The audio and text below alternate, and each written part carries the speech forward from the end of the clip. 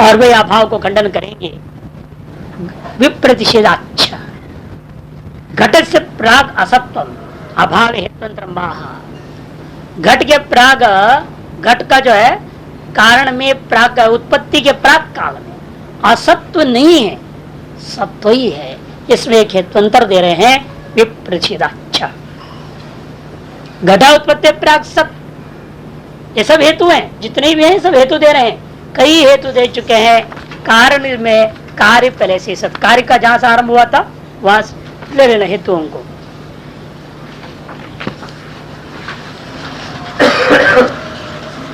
अभिव्यक्ति लिंगत्वात् पिंडादि व्यतिरेकेण,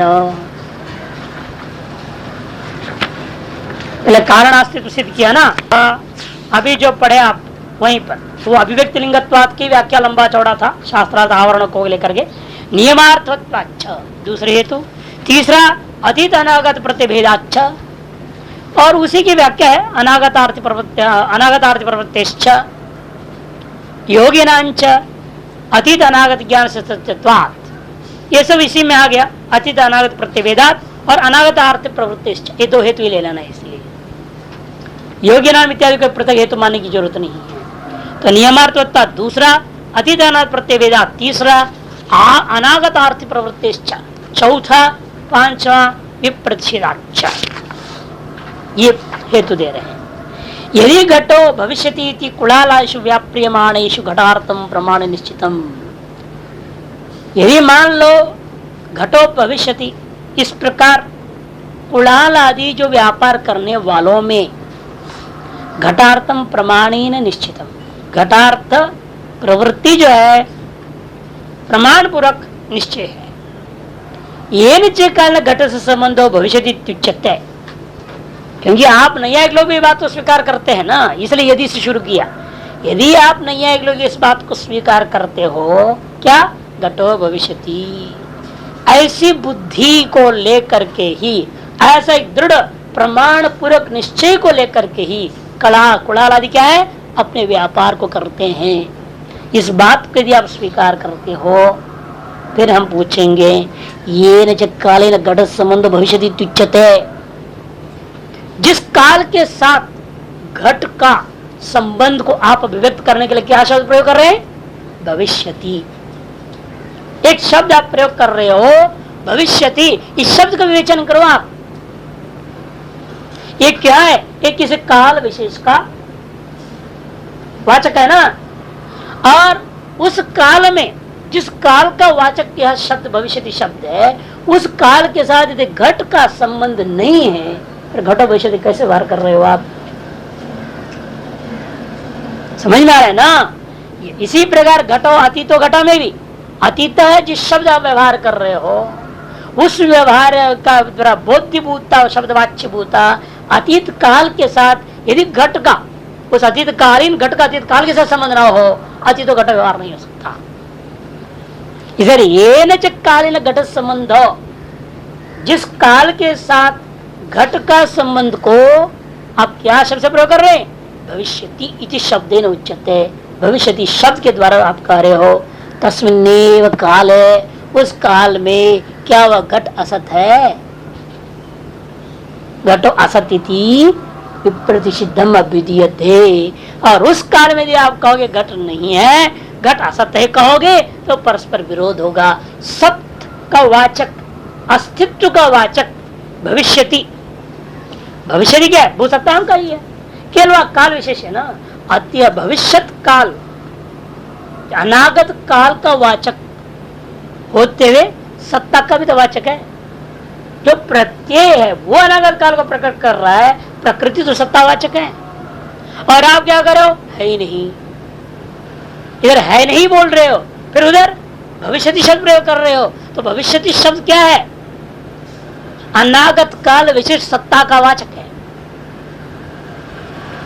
और आप क्या बोल रहे हो, वहां घट नहीं होता, क्योंकि आप घट को जो है कार्य का उत्पत्ति से पहले नहीं है मानते हो, उत्पत्ति के बाद भी भविष्य में हो गए मानने के लिए क्या मानना पड़ेगा, उत्पत्ति से पहले है, भविष्य में घट होगा। उसका तात्पर्य क्या है, वो घट अभी उत्पन्न नहीं हुआ है, भविष्य में होना है, होना है तो क्या उस समय में घट उत्पत्ति से पहले, अब मैं बोल रहा हूं तो अब घट मानना पड़ेगा आपको ना, तभी तो बोल सकोगे। यदि घट की सत्ता नहीं है तो फिर घटो नास्तिक कैसे व्यवहार कर रहे हो, घटो भविष्यति शब्द कैसे प्रयोग कर रहे हो आप, सत्ता विशिष्ट अनागत काल का वाचक भविष्यति शब्द का प्रयोग कर रहे हो और उधर असत्ता का कथन कर रहे हो। यदि उत्पत्ति के पूर्व काल में घट नहीं है तो घटो भविष्यति शब्द प्रयोग नहीं होना चाहिए, घटो अभविष्यति शब्द प्रयोग करना चाहिए था आपको। भविष्यति कैसे प्रयोग कर रहे हो? इससे आपके शब्द का प्रयोग ही परस्पर तो व्याघात दोषग्रस्त है। भविष्यन घटो असन्निति न भविष्यति इत्यर्थः। भविष्यत घट भी बोलोगे और वो घट को असत कहोगे, यह परस्पर विरुद्ध बात है, ऐसा हो नहीं सकता।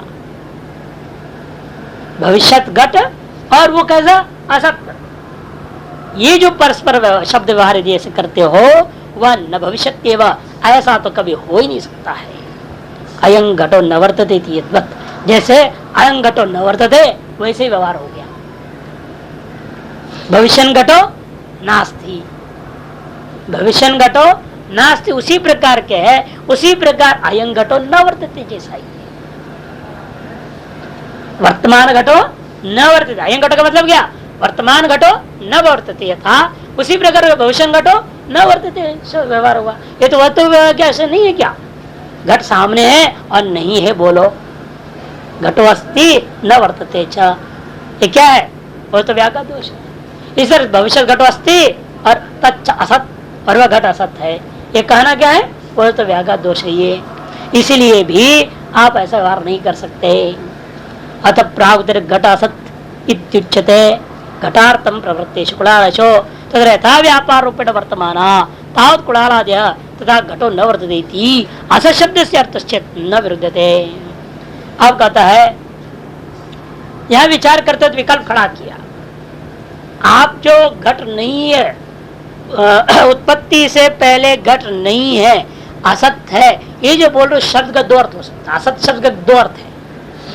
पहला पक्ष को लेकर वह व्याघात दोष था, दूसरा पक्ष को लेकर कहेंगे स्वीकार है।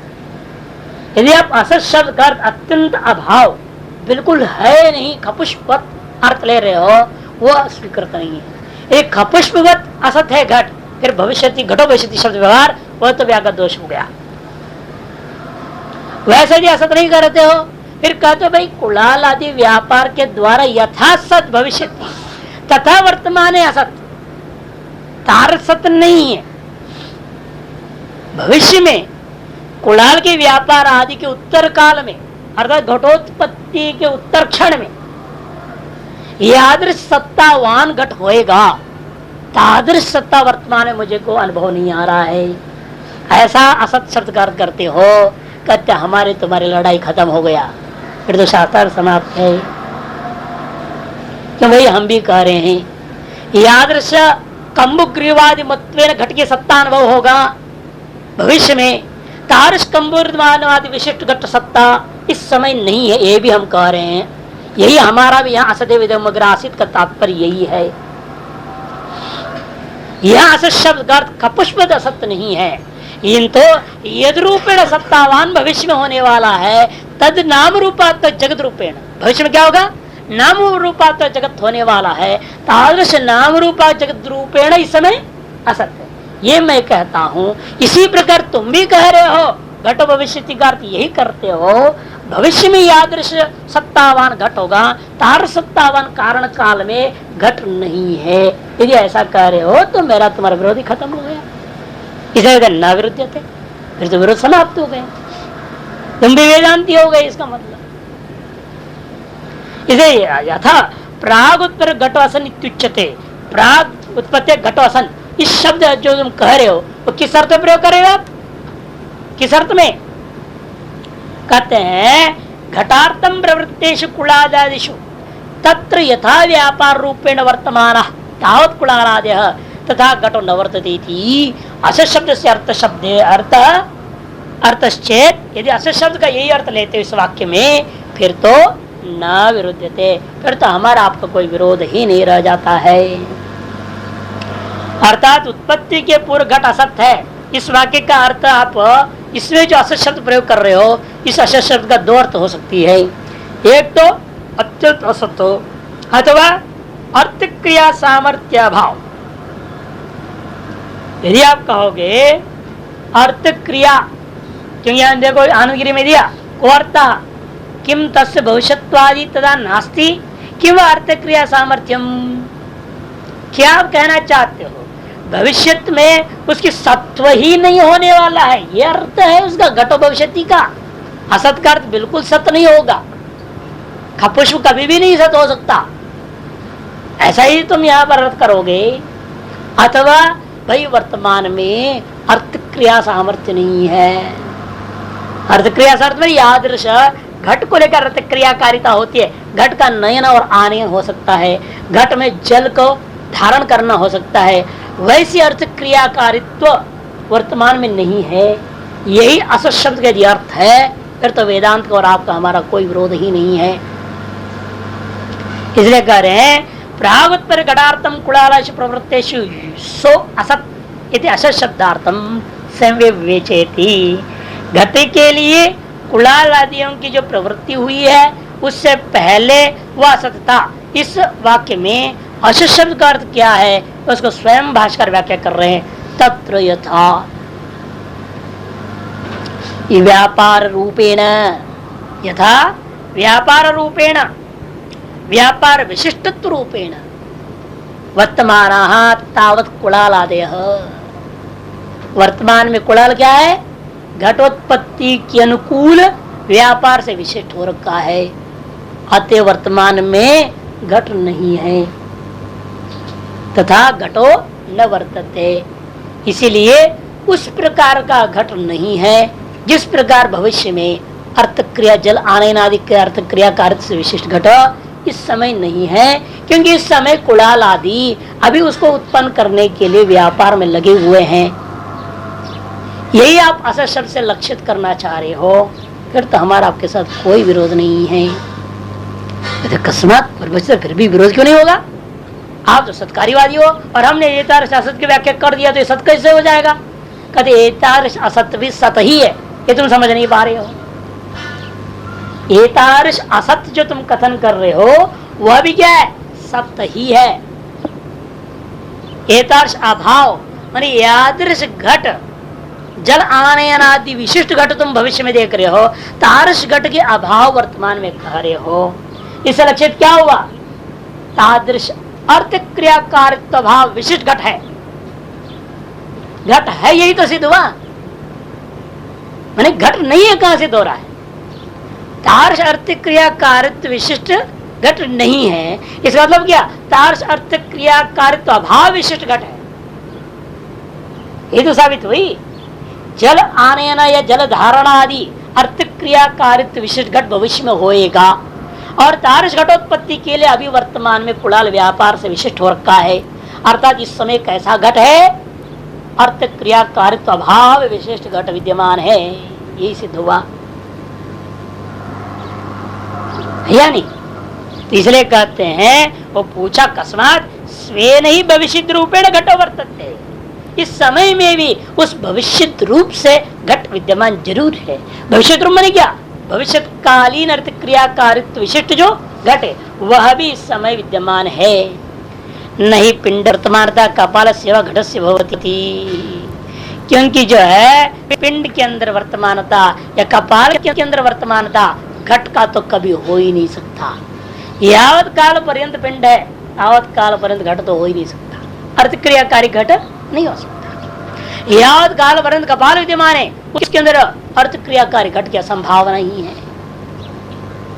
इसलिए टीका में देखिए प्रागुत्पत्ति तुच्छ व्यावृत्ति रूपम सप्तम आ गया ना, तुच्छ का व्यावृत्ति रूप सत्व को हम मानेंगे। प्रागुत्पत्ति घट सप्तम कर दिया, पहले घट था, कारण में कार्योत्पत्ति घटोत्पत्ति से पहले मृतिका में पिंड में कपाल में घट है।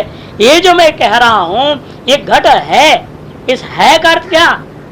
तुच्छ का व्यावृत्ति वाचक है। अर्थात ये नहीं कह रहा हूं ना कि जैसे इस गर्भिणी माता वंध्या माता में पुत्र है, ऐसा नहीं बोल रहा हूं। वो है क्या है? वो तुच्छ का कथन, वो तुच्छ की सत्व का कथन हो गया ना। वंद्या माता में पुत्र कहां से होगा?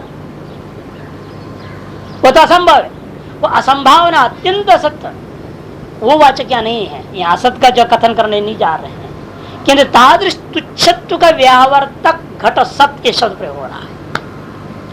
घट सत्य जो शब्द कर रहा हूं, मृत्तिका में घट है, घटो अस्थि, घट सत्य, ये जो शब्द है, अस्थि शब्द है या सन शब्द का व्यवहार कर रहे हैं। या अस्थि सन इत्यादि शब्द जो है किसका वाचक है? तुच्छ का व्यावर्तन मात्र करता है। अत्यंत असत्य को व्यावर्तन करने के लिए हम सत्य शब्द करेगा, अर्थात घट खपुष्पादिवत असत्य नहीं है। इसे वंध्या में पुत्र अत्यंत असत्य है या नहीं? कि तीनों ही कालों में होने वाला है नहीं वंध्या में पुत्र। इसलिए वंध्या में यदि पुत्र है कहता है तो वो किस प्रकार क्या है? वो अत्यंत असत्य का अस्तित्व कथन हो गया। लेकिन कारण में घट है, मृतिका में घट है, ये जो मैं कह रहा हूं उसका तात्पर्य क्या हुआ? तार्श अत्यंत असत्य नहीं है ये कहना।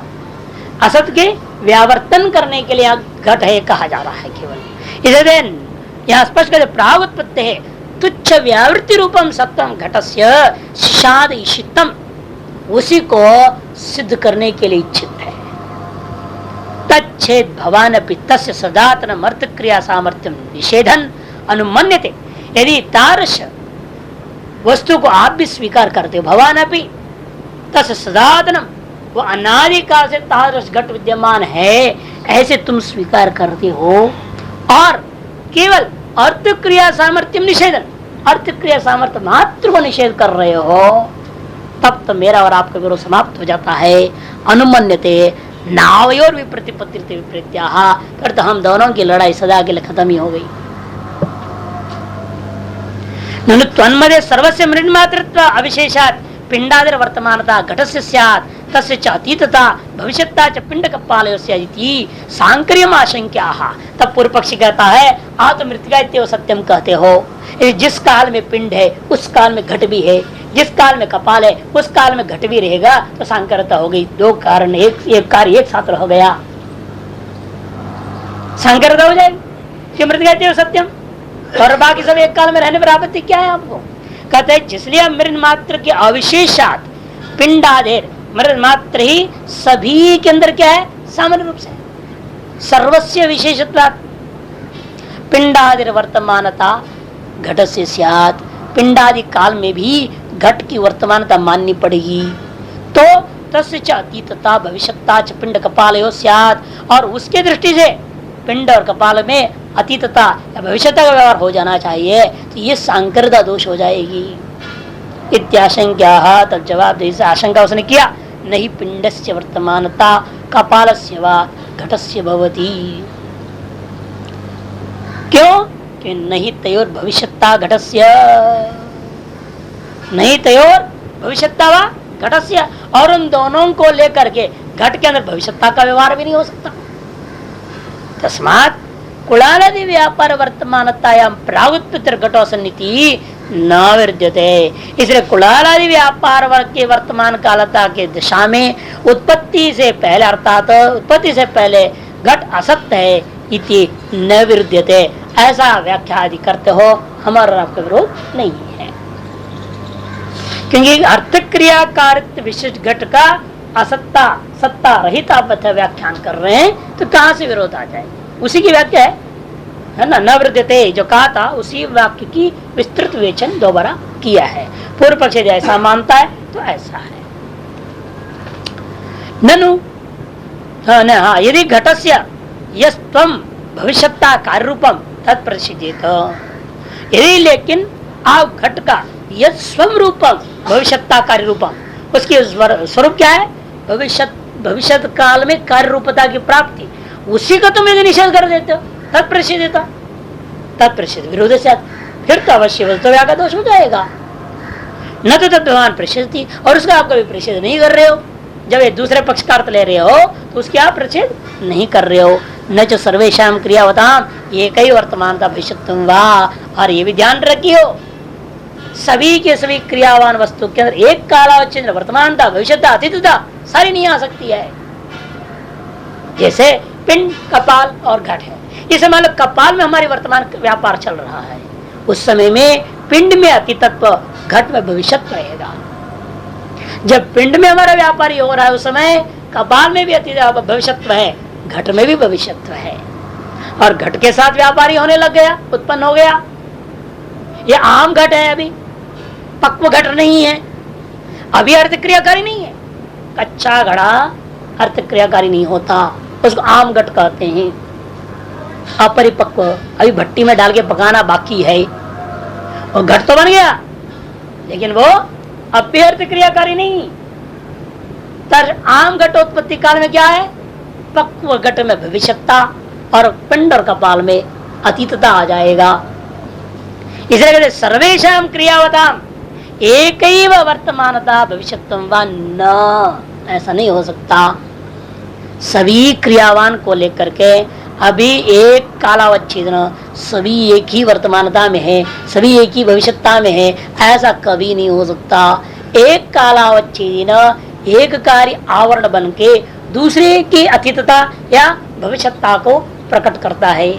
जब पिंड काल में है तो चूर्णकात्मक कार्य का प्रति वो आवरण होकर के उस चूर्णात्मक कार्य की अतीतता को प्रकट करता है, और उसी समय भविष्य काल में घट का आवरण होकर के उस घट की भविष्यता को भी वर्तमान काल में वह पिंड बता रहा है। अतः एक कालावच्छेदेन एक कार्य में वर्तमानता जब रहेगी, अन्य कार्यों में भविष्यता और अतीतता हो सकता है, लेकिन सभीयों के साथ एक ही काल में एक क्रिया से जब अन्वित रहेगा उस समय में भविष्यता भी मानो, वर्तमानता भी मानो, यह वस्तु फिर आ जाएगा उसके अंदर, इसलिए वो नहीं हो सकता है। नहीं पिंडस्य इत्यादि ना सांकर्य समाधि उक्ता तम इदानीम सर्वतंत्र सिद्धांत स्फुटेति। यह तो केवल हमारे सिद्धांत नहीं, आंदीर्घार करे सर्वतंत्र सिद्धांत है। सभी दार्शनिक मानते हैं जो वर्तमान है वो तो वर्तमान ही रहेगा, और एक कारण सगल कार्यों की वर्तमानता या सगल कार्यों की भविष्यता या सगल कार्यों की अतीतता नहीं हो सकता है।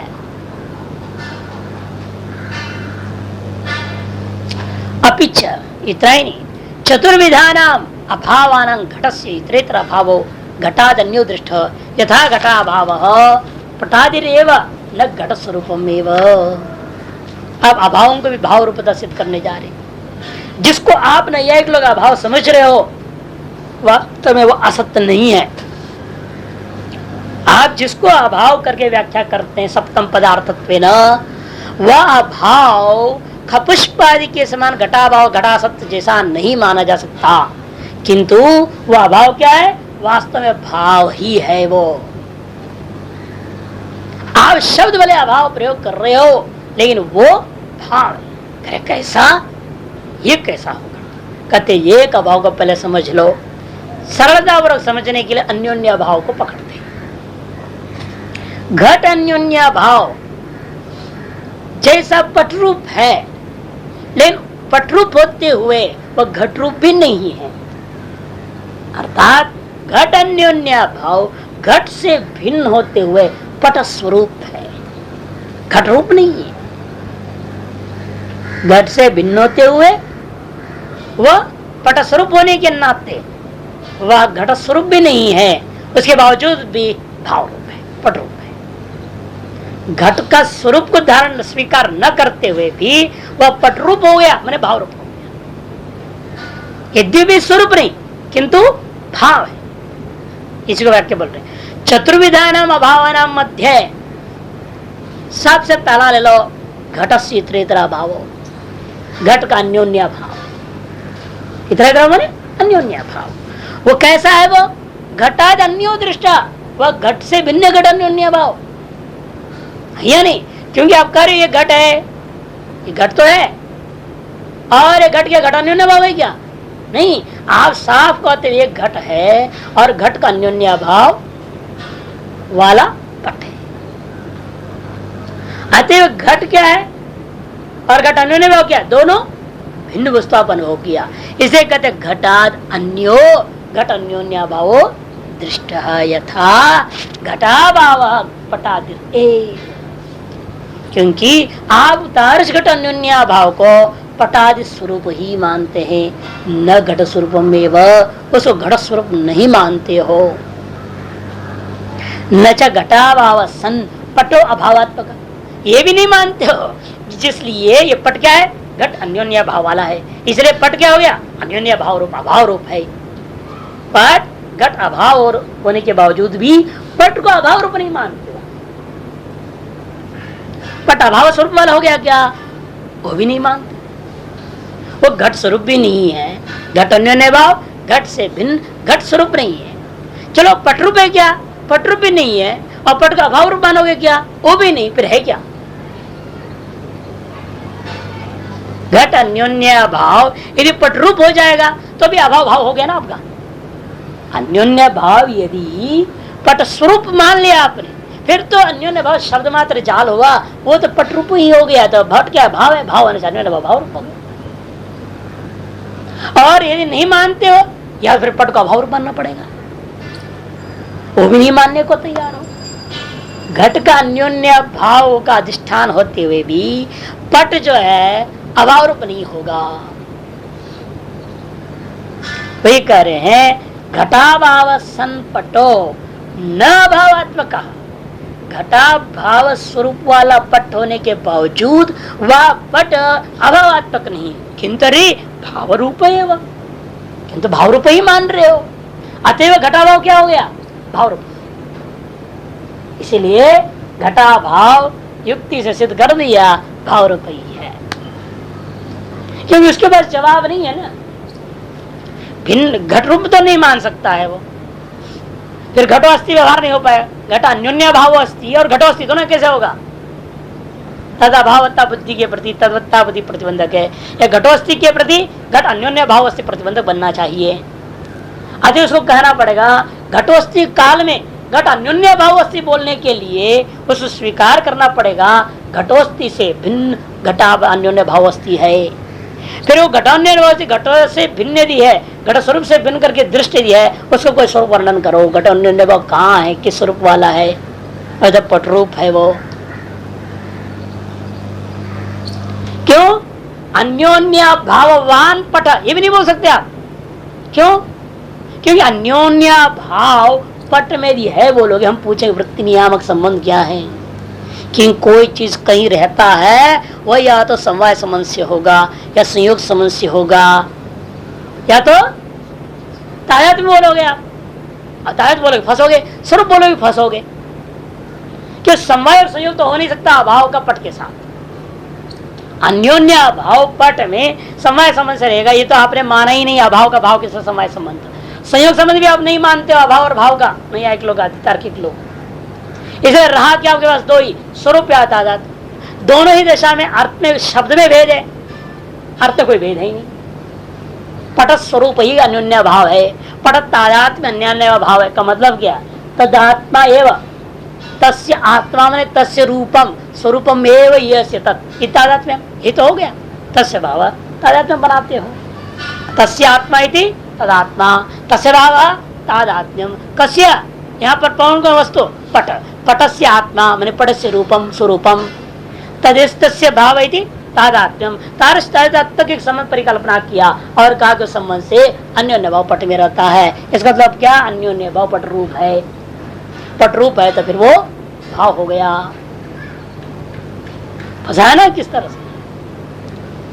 इसे नैयायिकों की अपनी भाषा के हिसाब से भी भले वो कहेंगे अन्योन्य भाववान पट शब्द प्रयोग करोगे, वहां वृत्ति नियामक संबंध पूछने पर आपका वृत्ति नियामक संबंध या नहीं हो सकता, किंतु तादात्म्य संबंध मानता हूं। जब तादात्म्य संबंध मानोगे, भले वान कह रहे हो, वो वान क्या, अभेद संबंध वाचक है, मतो प्रत्यय अभेद संबंध का वाचक जाप। जैसे कहा देव आप कह सकते हो घटवत भूतलम, या संयोग संबंध मानते हो, है नहीं, घटवान कपाल समय संबंध मानते हो, घटवान घट, बताओ क्या बोलोगे यहाँ। घटे घटा व्यवहार होता है, बड़ा शास्त्र पूरा व्याकरण में उथड़ पुथड़ हो जाता है, इसमें घटे घटक कैसा प्रयोग हो गया होता है।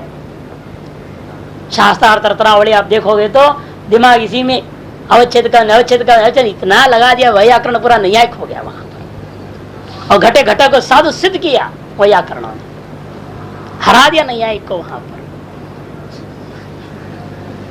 अन्य क्या करता बेचारा, कहता है भाई व्याकरण भी सिद्ध कर रहा है, सब सिद्ध कर रहे, अब यहाँ क्या संबंध मानो,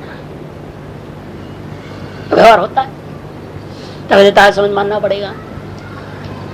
अच्छा दूसरी बात, जैसे उन्हीं से पूछा जाए नैयायिकों का बीच में भी वन्य व्याप धूमवान पर्वत है, यो धूमवानवती सैव पर्वत भवती, जैसे धूमवान और पर्वत इन दोनों में क्या समझ मानते हो आप? अभेद संबंध मानता है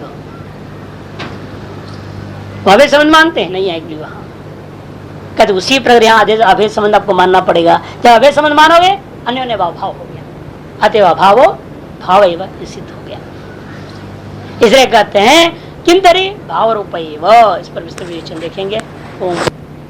सत्यंता भावना घटादित्य सात, ये सिद्ध किए थे कल। घट अन्योन्य भाव घट से भिन्न है और पट रूप होने के नाते वह अन्योन्य भाव भावात्मक ही हो गया। शब्द भले आप भाव प्रयोग कर रहे हैं लेकिन वास्तव में वस्तु तो भाव रूप ही है। इसी प्रकार एवं पहले घट को, घट प्राग भाव को, घट प्रध्वंसा भाव को और घट अत्यंता भाव को भी घट से भिन्न सिद्ध कर लेना है ही कि घट प्राग भाव घट रूप नहीं है, घट प्राग भाव घट नहीं है, वह तो व्याघात दोषायत है सब जगह में। घट प्रध्वंसा भाव भी घट रूप नहीं हो सकता और घट अत्यंता भाव भी घट नहीं हो सकता। इसलिए अन्यत्व तो उनके ही मत में स्वतः स्वीकृत है, उसको भाव रूप नहीं मानते, बात अलग चीज, उसके लिए यही दे देना पड़ता है। घट के प्रतिष्ठ है, अतएव घट से भिन्न निश्चित रूप से। घटसी त्रेतरा भावत, जैसे घट का अन्योन्य भाव के समान। इसलिए घटस्य जितने भाव नाम में पक्ष हो गया, घटाद अन्यतम साध्य हो गया, घटे व्यपदेशमानता हेतु हुआ, घट अन्योन्य भावत्य दृष्टांत, यह अनुमान प्रस्तुत कर दिया। तथैव भावात्मकता अभावान, इसलिए पूर्वोक्त युक्तियों से ही ये जो अभाव है सारे के सारे प्राग भाव प्रत्यंश अन्योन्य भाव अत्यंत अभाव, यह भी जना भावात्मक में सिद्ध हुए। अभावानाम भावात्मकता तथैव इसके लिए अनुमान है, अनुमान नीचे दिया टिप्पणी बड़ा सुंदर। अभाव संत माने भावा, संत का अर्थ है भावा, सत शब्द का बहुवचन है, सत सन सन रूप क्या होने का सत का, सन संतौ संत है ये नहीं, संतम संतौ सतः सतः सत्व्याम सद्भि सतः सते सद्भ्याम सद्भ्य सतः सत्व्याम सद्भ्य सतः सतो सताम सती सतः सत्सु फिर बनता है, सत्य प्रातिपदिक है, शत्र प्रत्यांत अस धातु का, यानी यहाँ तात्पर्य सत्य का यानी कि जाता हुआ या होते हुए ऐसा अर्थ नहीं लेना है, होते हुए अस धातु यही अर्थ निकलता है, ये प्रकृति प्रत्यय लेते हैं। यहाँ सत्य शब्द यहाँ तात्पर्य इसका भावत्व, यदि भी है अस धातु का शब्द प्रत्यान सब कुछ है, रूढ़ है, रूढ़ पक्ष में है, इस शब्द का अर्थ हो गया भावत्व। ये संता मने भावा, क्यों घटादि भिन्नत्वात् पटवत, घटादि से भिन्न होने के से पट के समान। इति अनुमानम सूचितम बोध्यम, ये अनुमान या भाष्यकार ने संकेत कर दिया, ऐसा समझें। एवं स्थिति घट से प्राग भाव इति उक्त्या न घट स्वरूपमेव प्राग उत्पत्तिर्नास्ति, इसलिए घट का प्राग भाव इत्यादि जो आप कहते हो वहां भी केवल हमने पूर्वोक्त युक्तियां ही, युक्तियों के द्वारा बात सिद्ध हो गया समझना चाहिए। घट का प्रभाव है, इस उक्ति से यह निश्चित तो हुआ कि उत्पत्ति से पूर्व घट स्वरूप नहीं है, ऐसा ही सिद्ध होता है। घट ही नहीं है बात नहीं, घट का यादृश स्वरूप तो कम्बुग्रीवादी मत अर्थात अर्थ क्रियाकारित्व उसे वो नहीं, ये इसका अर्थ हुआ। घट प्राग भाव का तात्पर्य होगा ये नहीं घट स्वरूप से किसी भी रूप से नहीं है, स्वरूपता नहीं का मतलब क्या, किसी भी रूप से नहीं, ऐसा व्याख्या घट प्राग भाव का आप नहीं कर सकते। ये घट प्राग भाव का अर्थ होगा घट किसी भी रूप से नहीं है, ये अर्थ कर दोगे, इसका मतलब घट असत है और असत घट की उत्पत्ति हो नहीं सकती। अभी तैत्र में भी यही सब विचार हुआ, असत कभी सद्भाव को प्राप्त, आत्म स्वरूप को आत्मलाभ नहीं कर सकता और सत कभी आत्महानि को प्राप्त नहीं कर सकता, स्वरूप हानि को प्राप्त नहीं कर सकता। ये तो दृढ़ सिद्धांत है, किसी भी दर्शन में पढ़े कहीं भी जाओ ये अर्थ रहेगा ही। इसे कहते हैं एवं जैसे घट से प्राग भाव उक्तिया, इन ऐसा कथन करने के द्वारा आप ये नहीं बोल सकते कि घट स्वरूपमेव उत्पत्ति प्राग नास्ति न गम्यते, ऐसा जोड़ लेना वक्रियापद इति न गम्यते। घट प्राग भाव है ऐसा कहते हुए आप जो है प्राग उत्पत्ति से पहले घट का कोई स्वरूप ही नहीं है, ऐसी व्याख्या आप नहीं कर सकते, क्योंकि प्राग भाव भाव रूप है।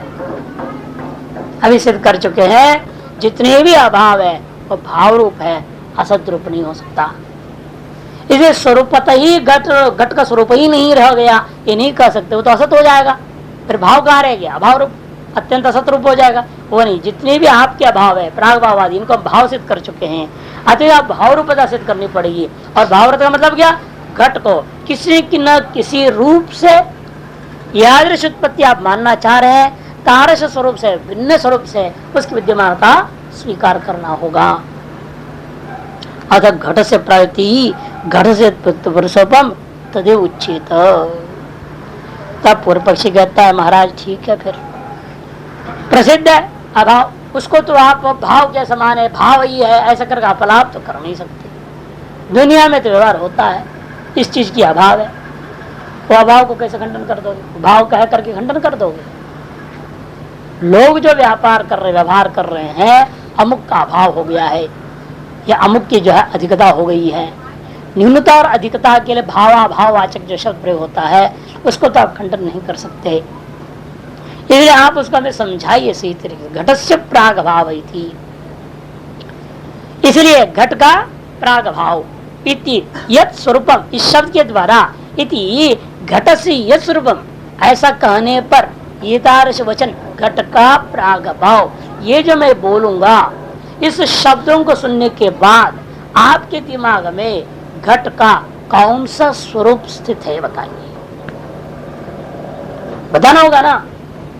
आपने कहा ये स्वरूपता हुआ भाव तो हो नहीं सकता, कोई ना कोई स्वरूप है, इसका मतलब घट प्राग भाव शब्द श्रवणानंतर आपके मस्तिष्क में घट का कौन सा स्वरूप स्थित होगा ये बताओ।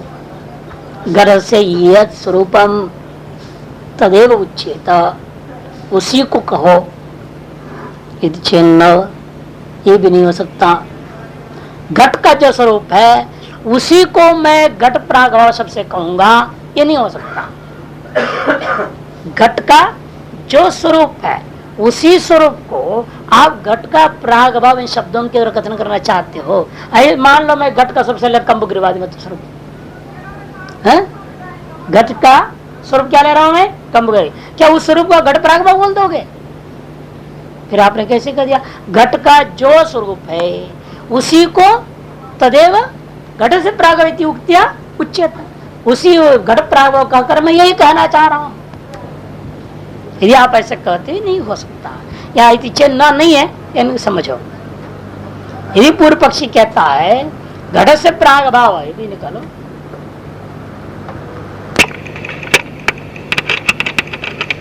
प्राग भाव, इन शब्दों के द्वारा आप घट के स्वरूप को ही कथन करें, जो घट का स्वरूप है, घट से स्वरूप तदेव मया उच्यत इति चेत न, ऐसा नहीं कह सकते। क्यों? घट स्थिति व्यपदेश अनुपपत्ति, घट का ऐसा जो आप व्यवहार कर रहे हो, वो व्यपदेश कर रहे हो, कथन कर रहे हो, ये असंभव हो जाएगा। क्यों? घट का जो अपना स्वरूप है उस स्वरूप का प्राग भाव से संबंध हो नहीं सकता, क्योंकि आप घट का प्राग भाव बोल रहे हो और घट का जो स्वरूप है उसी को प्राग भाव शब्द से दिखाना चाहोगे। घट स्वरूपम घट, ये बोला हुआ ना, फिर घट का घट सीधे कह रहा हो, घट से घटा, घटस्य प्राग भाव का अर्थ क्या हो जाएगा? घटस्य घट। क्या ऐसा हो सकता है कोई प्रयोग? घट का घट क्या अर्थ होगा इसका? ये जो घट का स्वरूप है उसी को प्राग भाव शब्द से तुम कहना चाहोगे, उसका कथन ये हुआ एक तरह से घट का घटो। ऐसा कथन करना संभव नहीं है। घट का साथ घटसी व्यपदेश जो है, षष्ठ्यंत जो संबंधवाचक शब्द का प्रयोग कर व्यपदेश जो कर रहे हो, यह अनुपन्न है। अरे हो जाएगा ना, राहु शिरा जैसे है? राहु का सिर, वैसे ही आप भी हो जाएगा घट का घट। क्या आपत्ति है आपको? परेशानी किस बात की?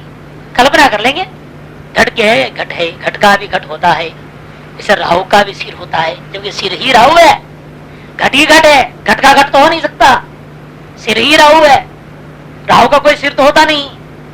लेकिन फिर भी राहु हो षष्ठी शिरः प्रथमा होता है कि नहीं होता है? वैसे घटस्य घटः प्रयोग हम भी कर लेंगे। कहते वहां कल्पित है, कल्पित को लेकर करो ना।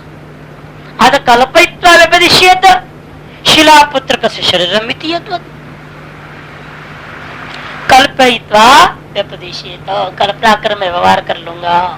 जैसे मूर्ति के अंदर शरीर का व्यवहार कर लेता है, मेरा पुत्र का शरीर है ये।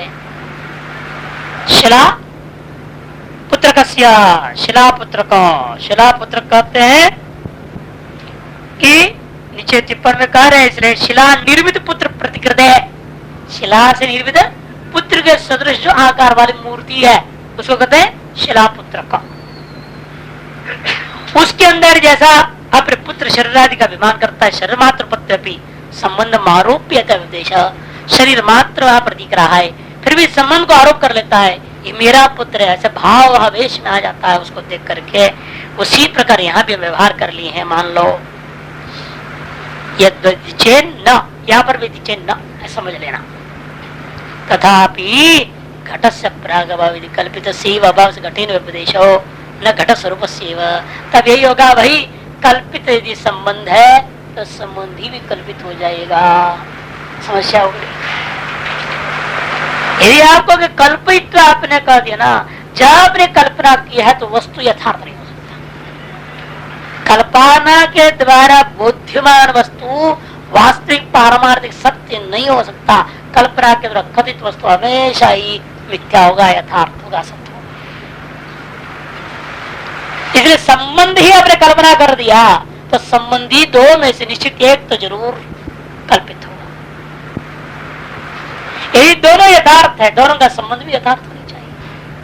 आपने संबंध को आपने कल्पित कह दिया, इसका मतलब क्या है? दो में से एक संबंधी जरूर कल्पित है और दूसरा कोई सारी कल्पनाओं का अधिष्ठान बन रहा है। सब कुछ कल्पित नहीं कर सकते आप, अधिष्ठान भी कल्पित नहीं हो सकता, फिर कल्पना ही नहीं टिक सकती है। इसलिए एक संबंधी को सत्य मान करके दूसरे संबंधी कल्पित है, उस कल्पित वस्तु को सत्य वस्तु में संबंध जोड़ने के लिए एक कल्पित संबंध ही कार्य कर सकता है। कोई वृत्ति नियामक यथार्थ संबंध समवाय संयोग आदि वह व्यवहार नहीं कर सकते।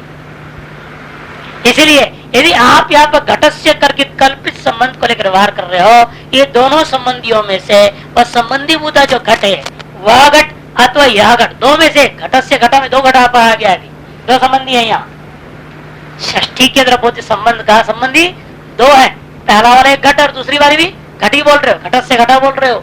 इन दोनों में से एक को तो आपको यथार्थ मानना पड़ेगा, दूसरे को सत्य माननी पड़ेगी।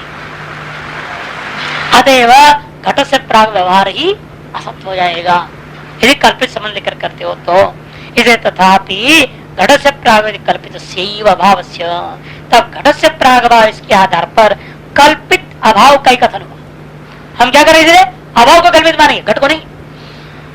घट तो सत्य है, उसका प्राग भाव, ये जो प्राग भाव जो संबंधी है वो कल्पित है। क्यों? प्राग भाव का घट के साथ जो संबंध है वो कल्पित है। इसलिए घट का प्राग कहने से घट निरूपिता व संबंध कल्पित है तो वह घट प्राग भाव को भी कल्पित मानना ही पड़ेगा। अभाव कल्पित घटेन व्यपदेशो, घट के द्वारा उपदेश हुआ। अतएव प्रागभाव शब्द के द्वारा आप न घट स्वरूप से व्यपदेश हो, घट स्वरूप का व्यपदेश नहीं किया। जैसे उसने पूर्व घट का जो स्वरूप मैं उसी का व्यपदेश कर रहा हूँ। आप घट के स्वरूप का व्यपदेश नहीं कर सकते, कि कल्पित संबंधी का आप कथन कर रहे हो, वह तो घट का स्वरूप है नहीं। घट का जो स्वरूप है वो कल्पित है क्या? वो तो कल्पित है नहीं। इसलिए आप जिसका कथन कर रहे हो घट का प्रभाव करके, वो कल्पित अवश्य मानना पड़ेगा। जो घट का जो स्वरूप है वो कल्पित नहीं है। अतएव अकल्पित घट स्वरूप वाला घट के संबंधी जो दूसरा प्रभाव करके तुम शब्द प्रयोग कर रहे हो, वह अवश्य ही कल्पित अभाव होगा ही, इसमें कोई संशय नहीं। अतएव आपका व्यपदेश में कहीं भी स्वरूप आता ही नहीं है। अथ अर्थांतरम घटात घट से भाव, इसलिए सिद्ध हो गया घट से घट का जो अभाव तुम व्यवहार कर रहे हो वह अवश्य घट से भिन्न पदार्थ है। इत्युक्तोत्तर में बाकी जवाब तो पूर्वोक्त समझ में आ गया। जब भिन्न सिद्ध कर दिया, अब अनुमान सब स्वतः सिद्ध हो गया। प्राग भावादय घटात विद्यन्ते, इसलिए प्राग भावादि क्या हो गया? घटादि से, घट से, घटादियों से भिन्न है। क्यों? घट विशेषण घट रूपी विशेषण वाले होने से। एक यथार्थ का विशेषण भूता जो दूसरा विशेषण है, जिस ऐसा जो दूसरा वस्तु जो विशेषभूता वस्तु है वह अवश्य कल्पित है, क्योंकि यथार्थ के साथ दूसरे यथार्थ का संबंध कल्पित संबंध हो नहीं सकता, और वास्तविक संबंध इन दोनों के बीच में ही नहीं। क्योंकि अभाव कोई भाव पदार्थ नहीं मानोगे, उसके साथ परस्पर संबंध नहीं मान सकते आप। यही अभाव को भाव रूप में मानोगे नहीं, घट का उस अभाव के साथ कोई वृत्ति नियामक संवाद संयोग संबंध को नहीं मान सकते। आपको मानना पड़ेगा स्वरूप या तारक। स्वरूप या तारक तुम्हारे तो भाव रूप हो जाएगा, झंझट हो जाएगा। भाव रूप हो जाएगा फिर घट पट रूप हो जाएगा। पट घट रूप माना घट प्राग भाव पट रूप हो जाएगा, घट प्रध्वंस भाव पट रूप हो जाएगा, घट अन्य प्रत्यंत भाव भी पट रूप आदि हो जाएगा, अधिकरण रूप हो जाएंगे। जिसमें आप ले रहे हो पट रूप नहीं, जिस अधिकरण में आप ले रहे हो उस अधिकरण रूप मानना पड़ जाएगा। इसलिए कहा प्राग भाव कैसे है? घट से भिन्न है, घट रूपी विशेषण वाले होने से। घट विशेषण घट अन्योन्य भावत प्रभावा भाव घटादि भिन्नत्वात् घटवत, यह अनुमान जो पहले बताया गया था, इसमें पर कह दिया।